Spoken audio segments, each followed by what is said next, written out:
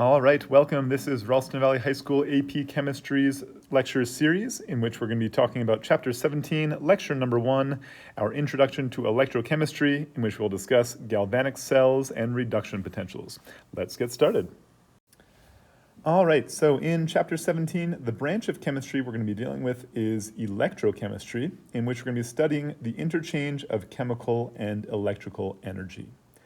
You already have some familiarity from the world around you with the idea that we can use chemical energy to do useful work, whether it's lighting up a light bulb or powering an electric drill, powering your cell phone in your pocket, or all the way up to something very, very large scale like powering an electric car. We see that we can transform chemical energy into other useful forms of energy to run the world around us. And the goal for this unit is to understand how those interchanges between chemical energy and electrical energy take place. Now, we're going to be primarily looking at two main ideas. Number one, that a spontaneous chemical reaction can be used to generate an electrical current. That essentially means we can produce a battery that we can use to do useful work.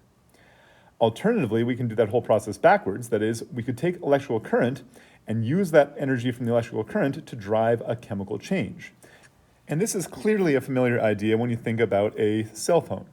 A cell phone generally uses its battery in order to do all the processes the cell phone generally runs through on a daily basis. But after that battery runs down, it no longer has the ability to power your cell phone, and so we need to recharge it. So we plug it into a wall and thereby use electrical current to drive a chemical change in the opposite direction as it originally was running within the battery as it operated. And in doing so, we're able to essentially store that energy for later use when we need our device to operate. Now, in general, the process which is driving these reactions is generally a transfer of electrons from one substance to another.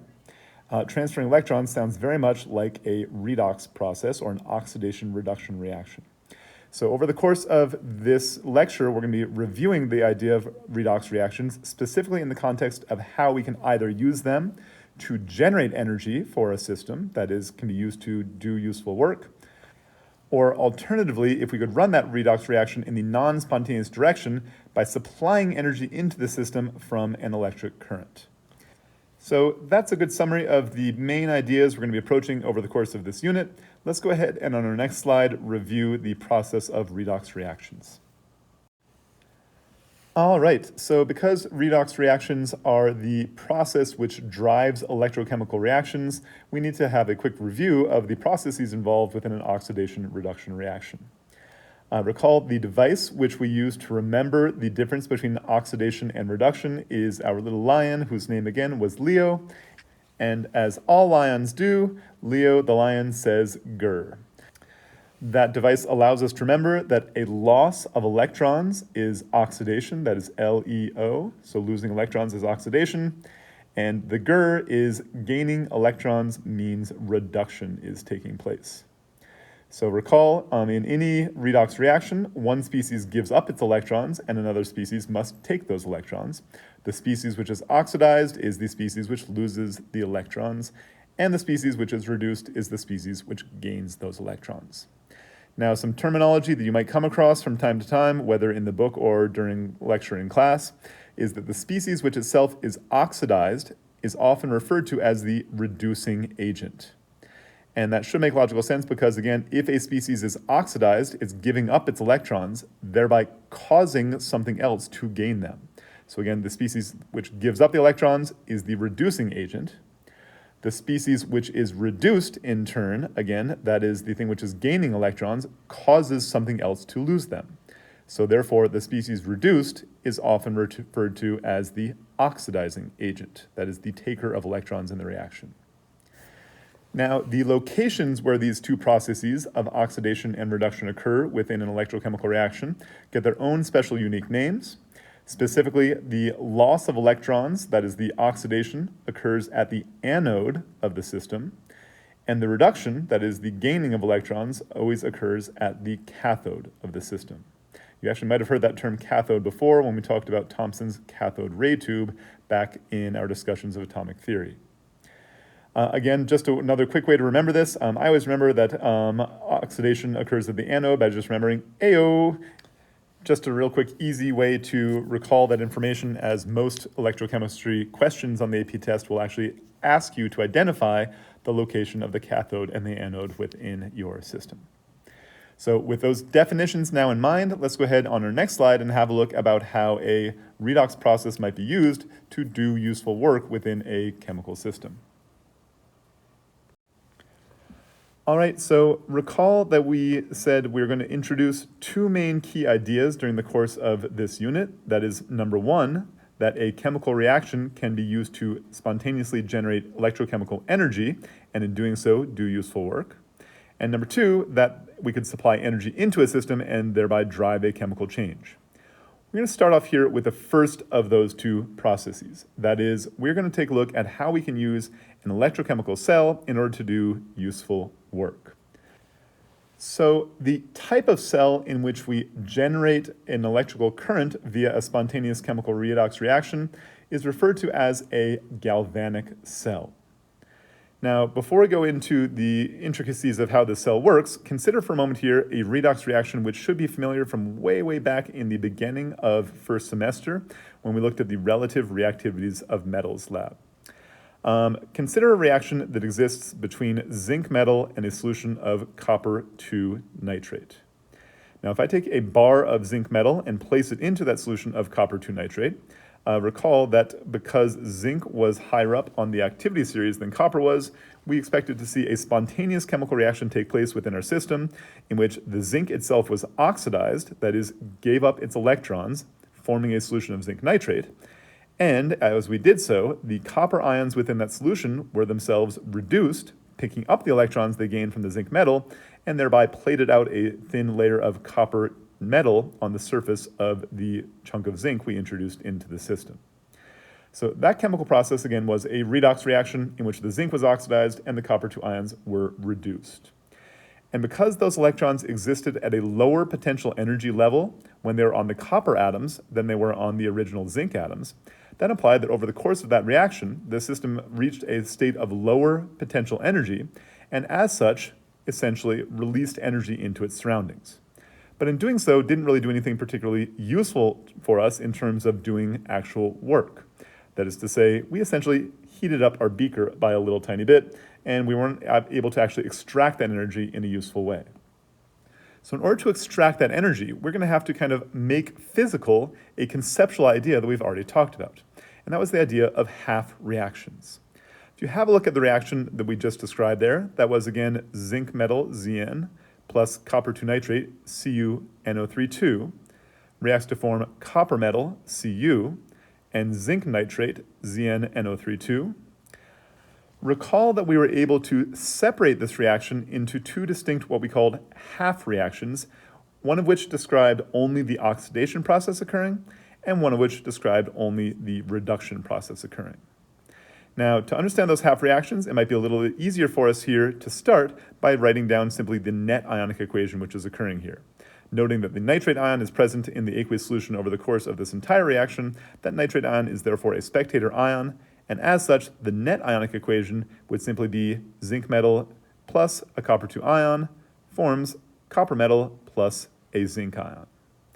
And I can now go ahead and describe the half reactions occurring both for the oxidation half step and the reduction half step. Zinc, recall, was being oxidized, meaning we started off with the zinc metal, and as that zinc metal gave up its 2 electrons, it formed the zinc 2 ion in solution, so there's a oxidation half reaction. And furthermore, the copper ions were therefore reduced. The copper 2 ion in solution picked up those 2 electrons, forming elemental copper. So I separated this into two distinct half reactions, one describing the oxidation step and one describing the reduction half step. Now consider if not only did I do this mentally, but I also physically separated the half reactions from one another into two separate beakers. So I'm going to go ahead and have a look here at a system in which on the left-hand beaker, I've got a piece of zinc metal, and I'm going to go ahead and put that zinc metal into a solution of zinc nitrate. And then in the right-hand side, I'm going to separate here a piece of copper metal, and we're going to place that copper metal electrode here into a solution of copper 2 ions in the form of copper 2 nitrate. So now I've got the literal two parts of the half reaction separated from one another. And I'm going to simply combine those half reactions together by connecting the zinc electrode to the copper electrode with a piece of wire. And as such, we can now see the oxidation occur within our left-hand beaker. That is, zinc atoms on the electrode on the left side could give up their 2 electrons, forming zinc ions in solution. And then those electrons could travel across that wire, noting again that wires are fantastic conductors of electrical current, where they would then arrive at the copper electrode on the right-hand side beaker. And at that copper electrode, those electrons could be picked up by copper-2 ions in solution, plating more copper metal onto the surface of the copper electrode. So we could physically separate the 2 half reactions from one another. Now, as those electrons are at lower potential energy when they are on copper atoms than when they're on zinc atoms, there is an electrochemical driving force which is going to be pushing these electrons through this wire. However, as those electrons start to arrive at the copper electrode on the right-hand side, their negative charge will in turn start to repel the arrival of additional electrons along that wire, implying therefore this is essentially a self-limiting process. A little bit of oxidation can occur over at the left-hand beaker, causing some electrons to travel along the wire to the right-hand electrode where it's on the copper atoms there. But again, that will limit itself once the repulsive force from those electrons essentially limits the ability of the electrons to continue to travel along that wire from left to right. So clearly within the system we've just diagrammed right here, after the initial transfer of a couple of electrons from the zinc to the copper electrode, we would expect to see no continuous flow of electrons within the system that we've diagrammed. In order to allow for the continuous flow of electrons through this system, we would need to introduce an additional component to the diagram system, which we'll see on our next slide. All right, so on our previous slide, we saw how it was possible to transfer a few electrons from a piece of zinc metal over to a piece of copper metal by making use of the fact that those electrons are at a lower potential energy state when they're on the copper than when they are on the zinc. However, that process was itself essentially self-limiting due to the buildup of negative charge on the copper electrode as that reaction occurred. In order for us to create a continuous flow of current through the system, we essentially need a way to return negative charge from the right-hand beaker over to the left-hand beaker.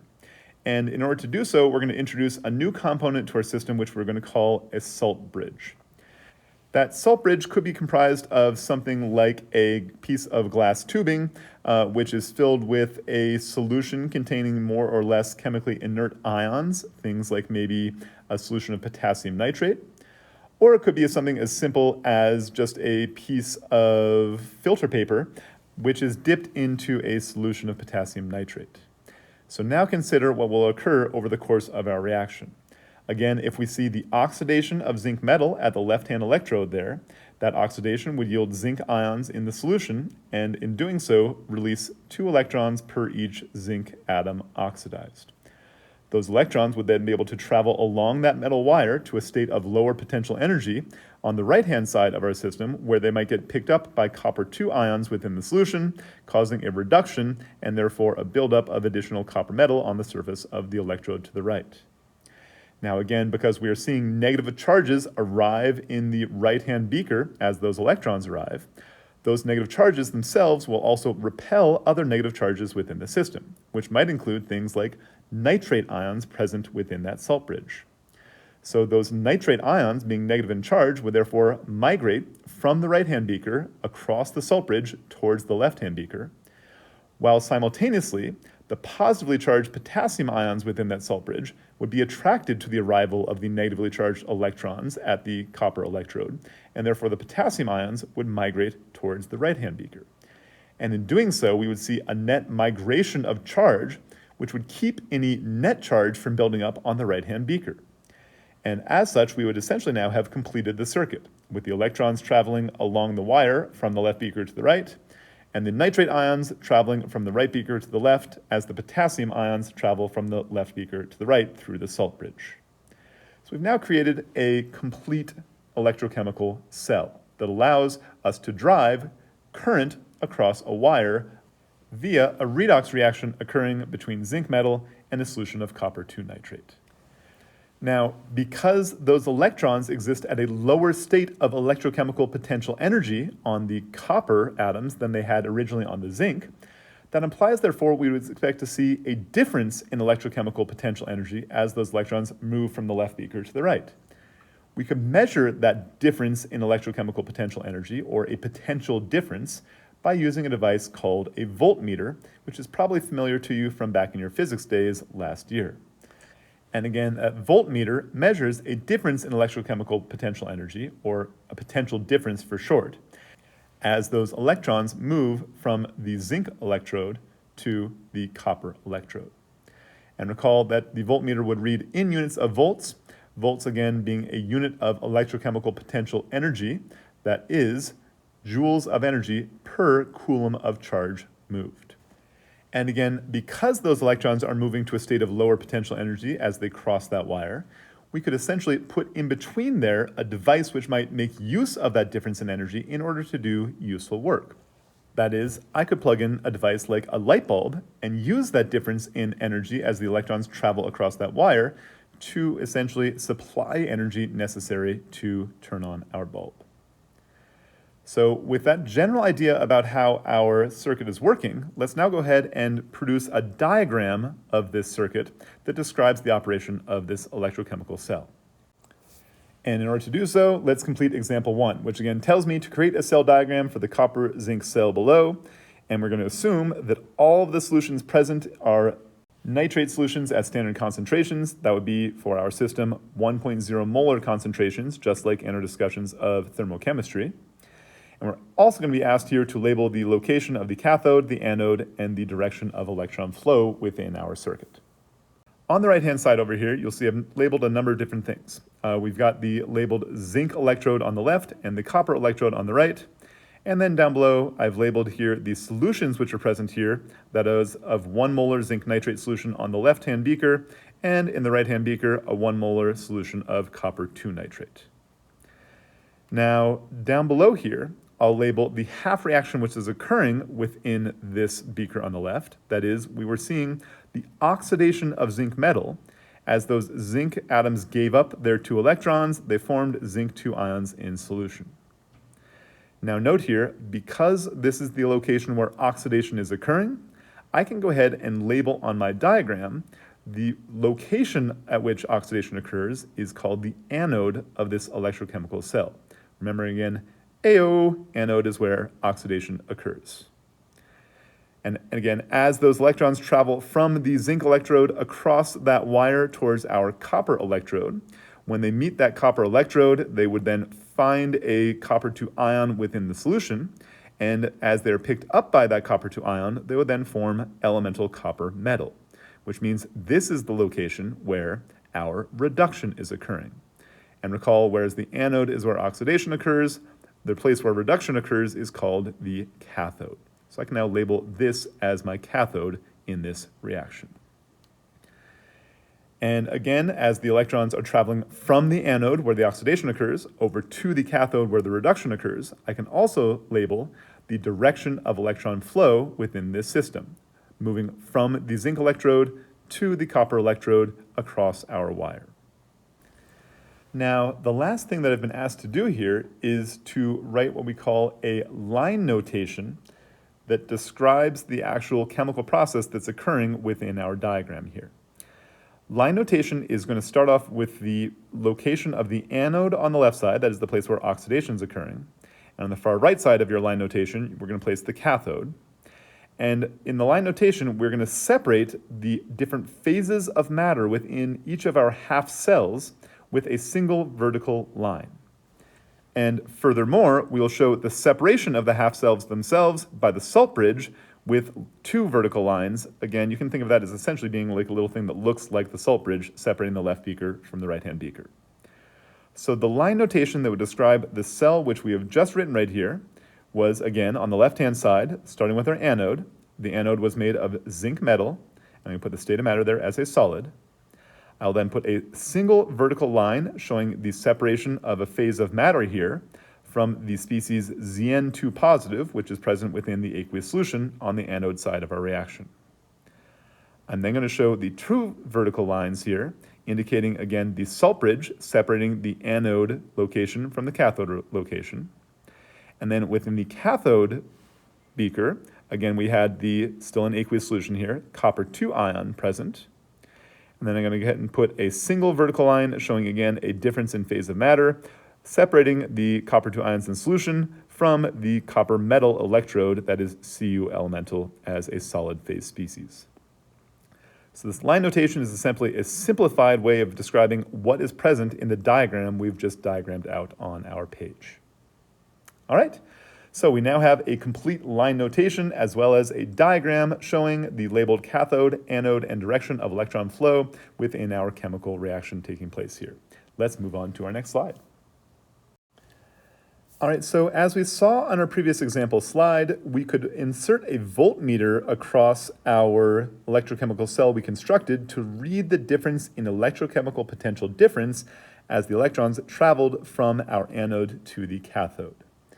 Now, specifically, we might be interested in measuring the difference in electrochemical potential under a certain set of standard conditions for a half cell in a reaction. We call that the standard reduction potential. That is specifically a measurement which reflects the tendency of a specific species to be reduced. Now, because it's very, very difficult for me to measure the absolute potential energy of a particular chemical system, instead we're going to be often looking at differences in potential energy as compared to some defined standard. And the defined standard that we're going to be looking at for a electrochemical cell is going to be what we call the standard cell, which is going to be a cell describing the reduction of hydrogen ions, that is H-positive ions, to form hydrogen gas when the electrode in our system is a platinum electrode. By definition, the standard reduction potential of this half cell is, by definition, 0.00 volts. And again, all other differences in electrochemical potential energy will be compared to this standard cell. If something is better able to be reduced than hydrogen ions to form hydrogen gas out of platinum electron, we would say those things have positive standard reduction potentials, that is, positive voltages associated with their reactions. If things are less likely to be reduced than hydrogen ions at a platinum electrode within a standard cell, we would then say those things have negative standard reduction potentials. You will often see the standard reduction potential labeled within our equations as this kind of cursive E with a little naught up top there. We can read that as E naught, and again, that describes here for us a standard reduction potential under standard conditions where all gases would be at pressures of 1 atmosphere and all aqueous solutions would be at concentrations of 1.0 molar. Now, consider, folks, that a single electron as it travels from a place of high potential energy to a place of low potential energy would essentially carry with it a difference in electrochemical potential energy which could be used to do useful work. If I transferred more of those electrons, I could therefore do more work overall. So the units we will then use to describe a standard reduction potential would not just be units of joules, because again, that would be dependent upon how many electrons were actually moving during the course of this process. Instead, a more useful unit for us to use would be an amount of joules of energy transferred per unit of charge. That is, joules per coulomb, which sounds very much like our defined value of a volt. So the units of standard reduction potentials are always given in units of volts. And again, please always keep in mind that these reduction potentials that we're describing here are specifically for systems under standard conditions. The reduction potential of an operating reaction might deviate from the standard reduction potential depending upon the concentrations of the species involved, the pressures of the gases involved, the temperature of the system, or a number of different factors. So now, armed with this operating definition of a standard reduction potential, let's investigate some of those standard reduction potentials on our next slide. All right, so recall on our previous slide, we introduced to you the idea that a standard reduction potential tells us the relative tendency of a particular species to be reduced.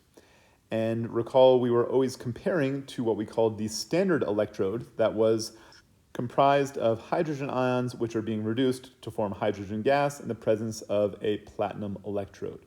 And again, by definition, we're saying that the standard reduction potential of that standard electrode is by definition 0 volts. So have a look here on this table, which we've written here, describing the standard reduction potentials of a variety of other half reactions. If you look up here at the very top, we see that the labeled standard reduction potential of fluorine gas, that is fluorine picking up 2 electrons to form 2 fluoride ions, is a value given as 2.87 volts. Whereas at the other end of our table, we find the reduction of lithium ions, that is Li positive, picking up an electron to form elemental lithium metal, listed here with a standard reduction potential of negative 3.05 volts. And taking these two extremes of our table here into consideration, it's clear that the species that are at the top of our reduction table here are the species most likely to be reduced. That is, the species which produce the highest positive voltage in comparison to the standard reduction potential of that standard electrode comprised of hydrogen and platinum. Whereas the species on the bottom of the table are species that we know for sure are much less likely to be reduced.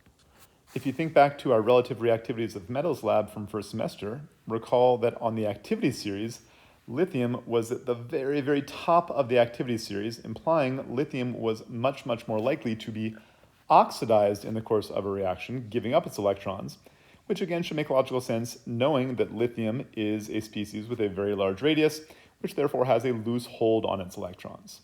So reduction of lithium ions is a very unlikely process to occur spontaneously.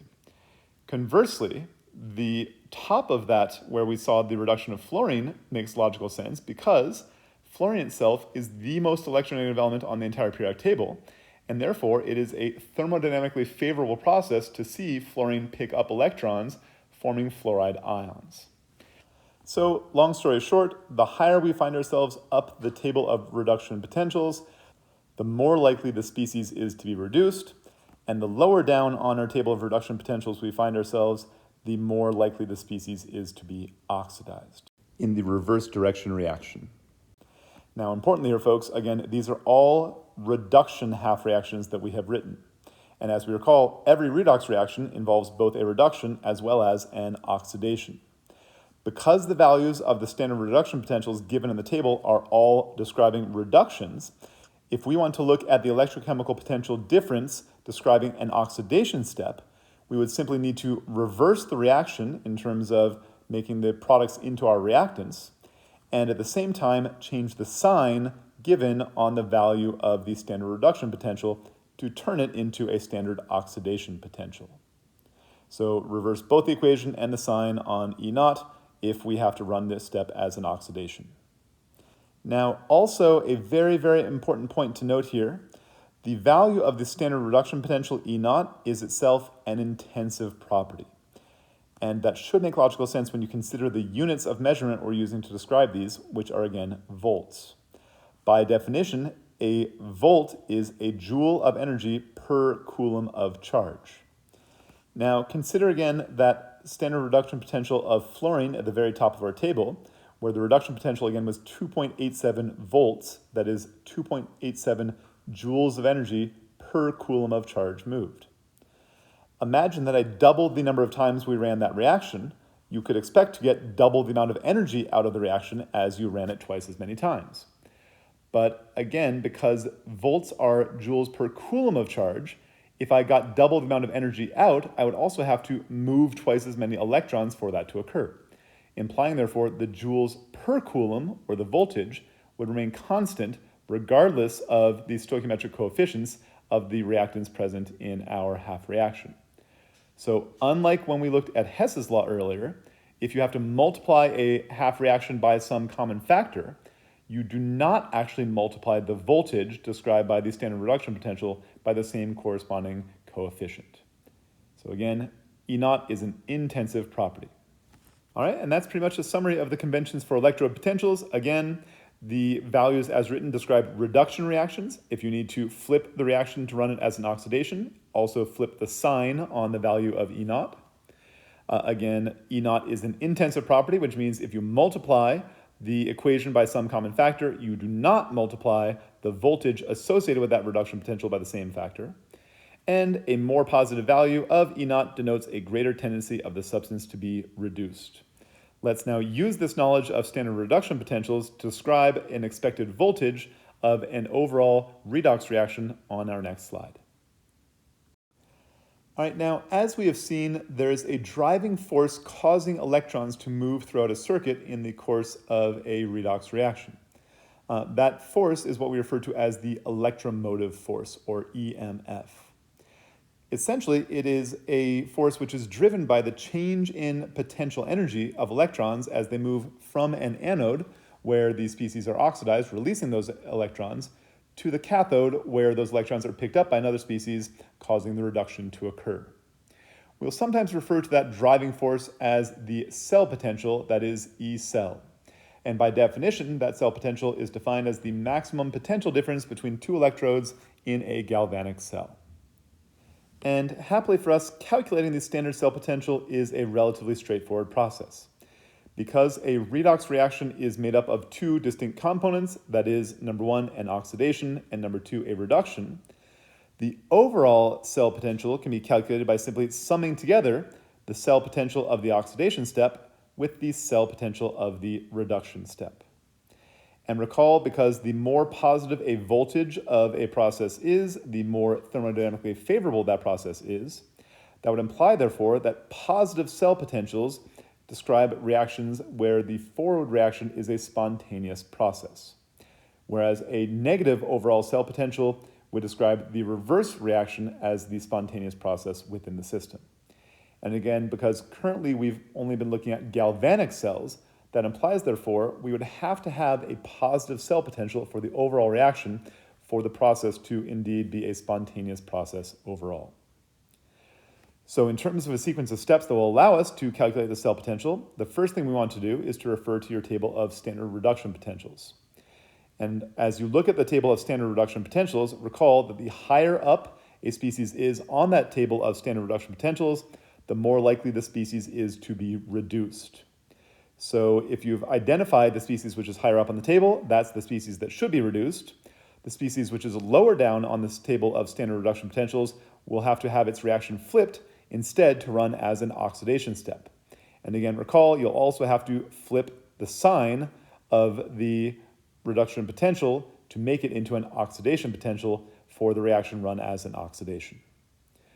Once you have determined the species oxidized and reduced and written half reactions describing both the oxidation half step and the reduction half step, you can then go about balancing the half reactions, remembering that the total number of electrons produced via the oxidation must be equivalent to the total number of electrons which are consumed during the reduction step. That is, electrons cannot be created nor destroyed during the process of the redox reaction.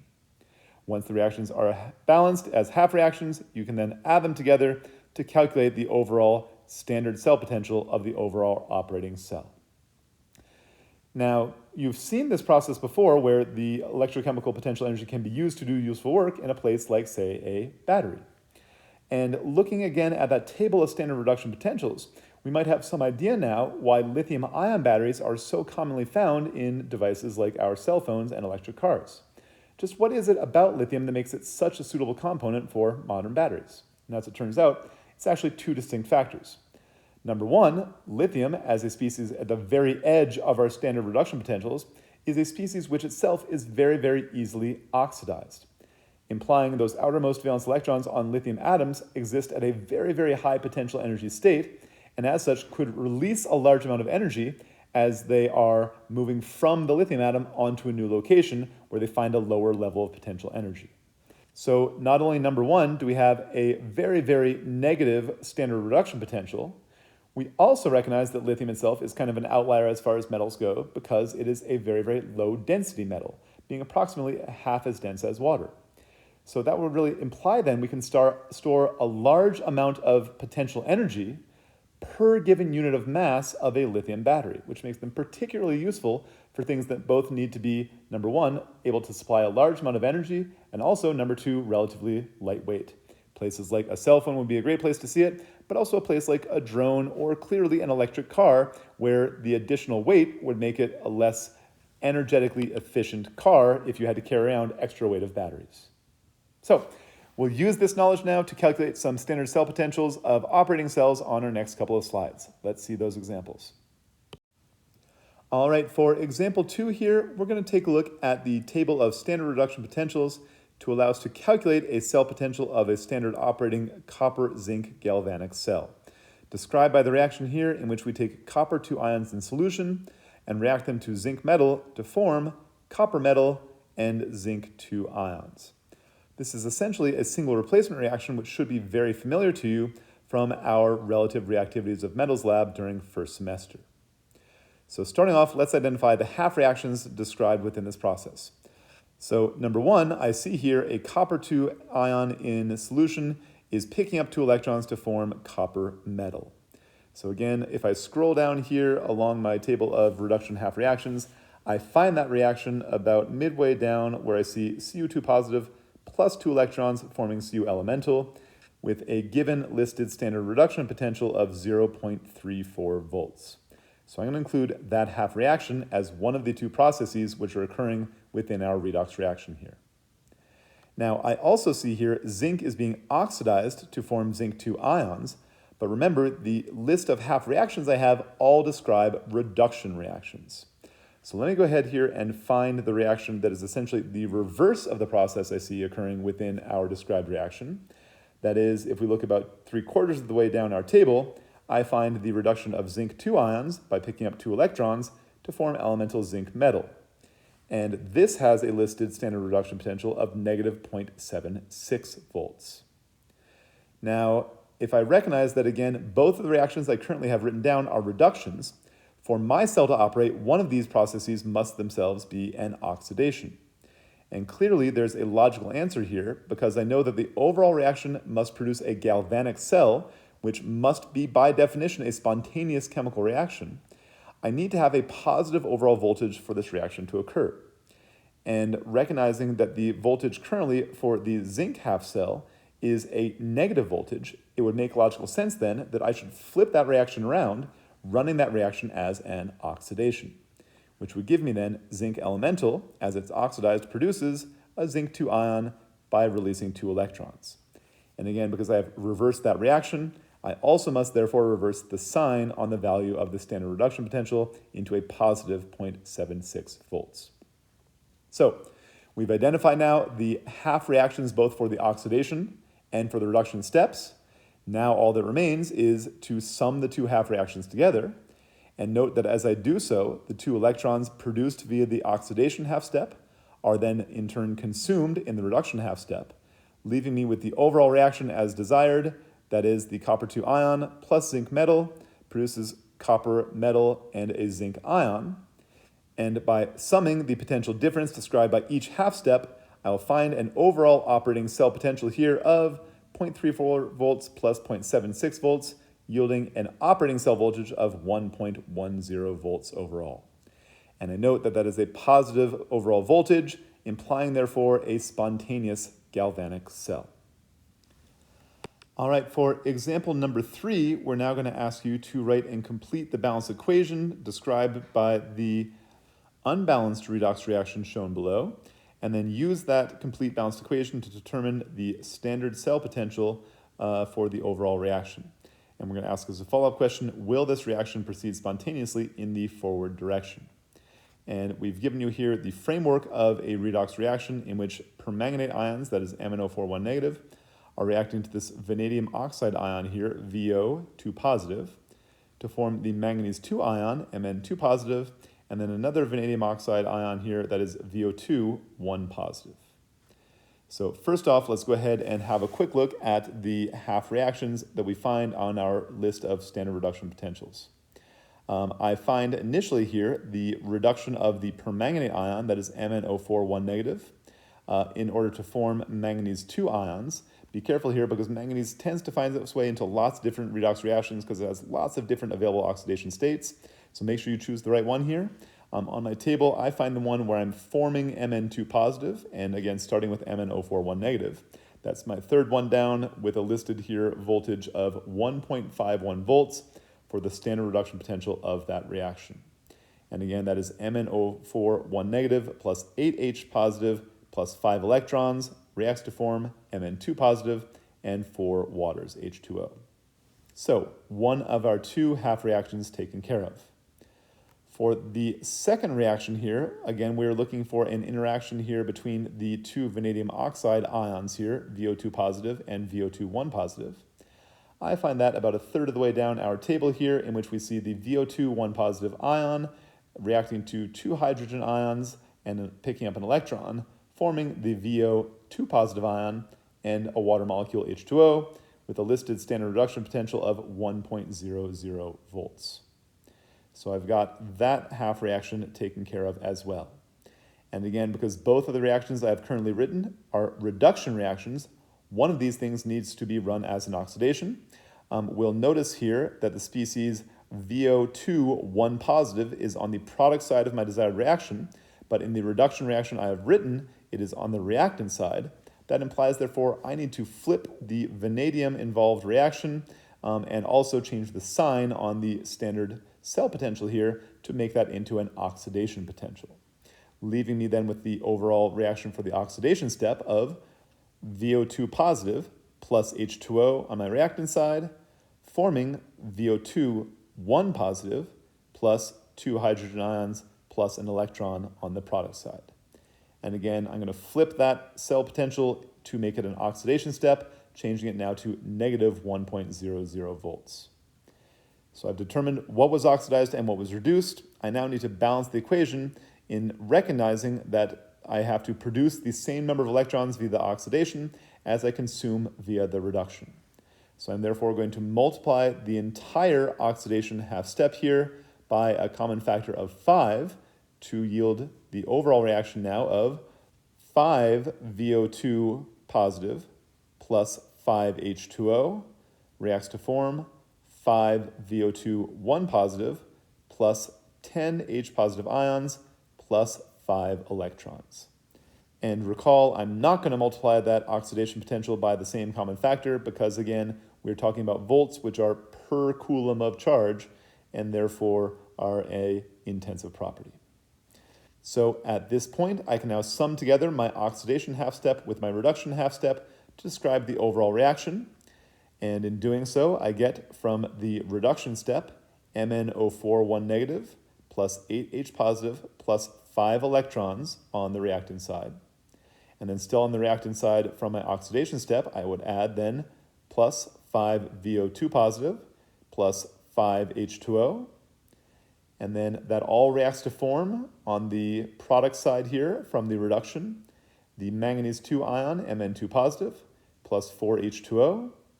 And then from the oxidation half step, I have 5 VO2 1 positive, plus 10 hydrogen ions, plus 5 electrons. And let's now simplify to get rid of like terms on both sides. I note here, number one, obviously, that the electrons must cancel. So I see 5 electrons consumed on the reactant side, 5 electrons produced on the product side. We'll get rid of those. And then also note here, I've got on the reactant side 8 hydrogen ions. On the product side, I see 10 hydrogen ions. So I'll cancel out 8 of those 10, leaving me with only 2 hydrogen ions left on the product side. And then similarly, I see 5 water molecules on my reactant side, 4 water molecules on the product side. So I'm going to cancel out then all but 1 of those water molecules from my reactant side, leaving me then with the overall reaction described by the equation MnO4 negative plus 5 VO2 positive plus 1 water reacts to form Mn2 positive plus 5 VO2 1 positive plus 2 hydrogen ions. And again, I can sum together the reduction potential from the reduction half step with the oxidation potential from the oxidation half step, yielding an overall operating standard cell potential here of 0.51 volts. And because this is, again, a positive cell potential, I know, therefore, this reaction will proceed spontaneously in the forward direction. And I can very briefly check my work before moving on here by checking to make sure the equation is balanced. I note that I've got 1 manganese on both sides. On the left side for the oxygens, I have 4 in MnO4, and then also 5 in the VO2 positive, plus another 1 in the water, so that's 4 and 5 and 1 is 10. Then on the product side, I see 5 VO2s, which would again give me 5 times 2 for 10 oxygens. And then for my vanadium, I've got 5 on both sides of the equation. And then last but not least, hydrogens. There are again 2 present in my water molecule on the left, 2 hydrogen ions on the right-hand side. So we've got equal numbers of atoms on both sides. And also note that charge is also balanced with the -1 charge in the MnO4 negative and the 5 + 2 charges on the VO2 positives, summing to a total of +9 on my reactant side.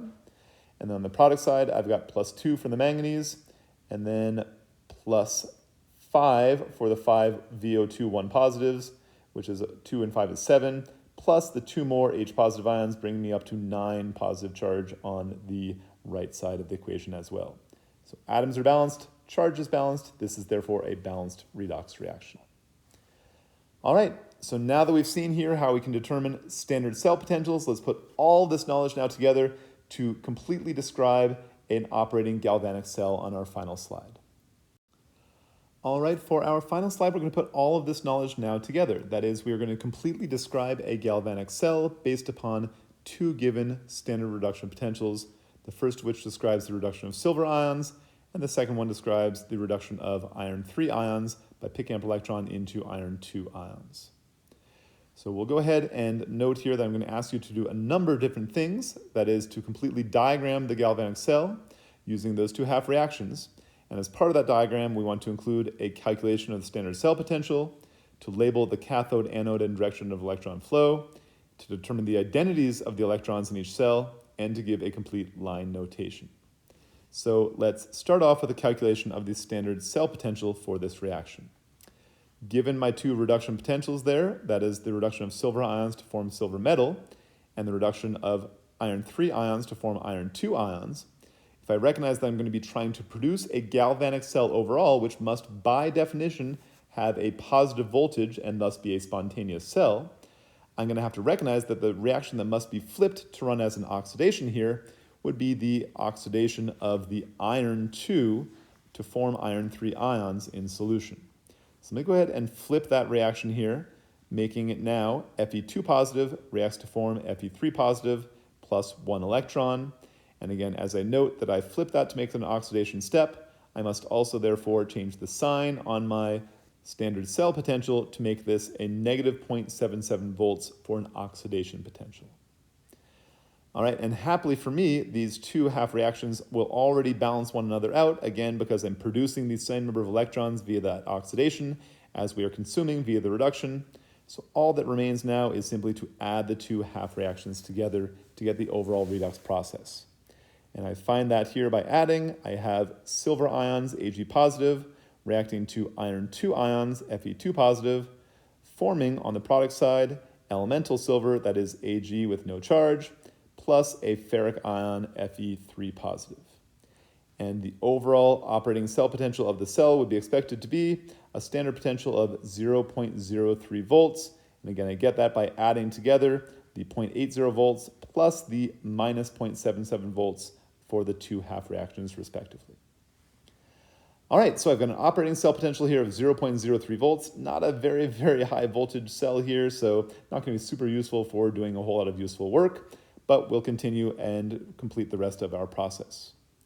I'm now going to go ahead and diagram the identities of the species present in each of our beakers in the provided diagram on the right over here. Starting off with the cell on the left side, let's describe here the species in solution, if I make this into my iron cell. In solution, because this is again under standard concentrations of 1 molar, I would have 1 molar Fe2 positive ion, as well as 1 molar Fe3 positive ion present in our beaker. And then I would have on the right side over there in the other beaker, the place where my silver ions would be present in solution, again at a concentration of 1.0 molar. I can now determine the identities of our electrodes. On the right-hand side, that electrode must be the silver metal electrode present, as that silver metal is produced via the reduction step. And be very careful here, a lot of students have a tendency to want to make the electrode on the left-hand side over there made out of iron metal, But remember, I don't want iron metal involved anywhere within this process because iron metal itself is a species which is easily oxidized and reduced, and nowhere within my reaction overall do I see the presence of Fe elemental in our system. So I need to introduce a more chemically inert electrode to make sure I don't have alternating chemical pathways occurring other than the one that I'm looking for within this described equation. So rather than using iron as our electrode on the left side, instead let's go ahead and use platinum, that is a more or less chemically inert noble metal. And then last but not least, one other species present within this overall operating system. I need something in the salt bridge here. Potassium nitrate is always a great choice to be using in these salt bridges, again, because potassium ions so unlikely to be reduced. Nitrate ions in solution are spectator ions in more or less all instances. So this is more or less a chemically inert species within aqueous solutions that we are going to be dealing with. All right, so I've got all of these species identified at this point now. We can now go ahead and determine the cathode and anode as well as the direction of electron flow. Recognize that it is the iron half cell here where the oxidation is occurring, and therefore my anode would be that platinum electrode over on the left-hand side there. That is, again, the place where oxidation occurs. So I see the anode on the left side, and therefore the cathode must be my electrode over on the right, where those silver ions in solution meet the arriving electrons to pick them up and form, therefore, silver metal plated out on the surface of that electrode. So label my cathode over there. And again, because the oxidation is the place where we're releasing those electrons, I must therefore see the direction of electron flow, always moving from that anode where the oxidation occurs over to that cathode. So I'm now going to diagram here the electron flow moving from the left half cell towards the right half cell. So I've got my cathode, my anode, and my direction of electron flow. Last but not least here, let's give the overall line notation describing this cell. Starting on the anode side, I have the electrode produced out of platinum metal, that is PT solid, separated by phase from the contents of the aqueous solution, that is Fe2 positive and Fe3 positive, both at concentrations of 1.0 molar. Then I'm going to go ahead and put my two vertical lines here, again representing the salt bridge separating the anode from the cathode. And then on the right side over here in my beaker, again within aqueous solution, I have silver ions at a concentration of 1.0 molar. And we're going to separate that by phase from the cathode, which again was the cathode produced out of our silver metal in solid state. So we now have a completely diagrammed galvanic cell, which would operate producing approximately 0.03 volts as this reaction occurs. All right, so that's pretty much the process. Within our next couple of lectures, we'll investigate what happens when we reverse the process of a galvanic cell. That is, rather than seeing useful energy produced by the reaction, what might happen if we introduced electrical energy into the system to drive one of these processes in reverse. And we'll also investigate how these cells might operate under non-standard operating conditions. Thanks for listening. We will see you at the next lecture.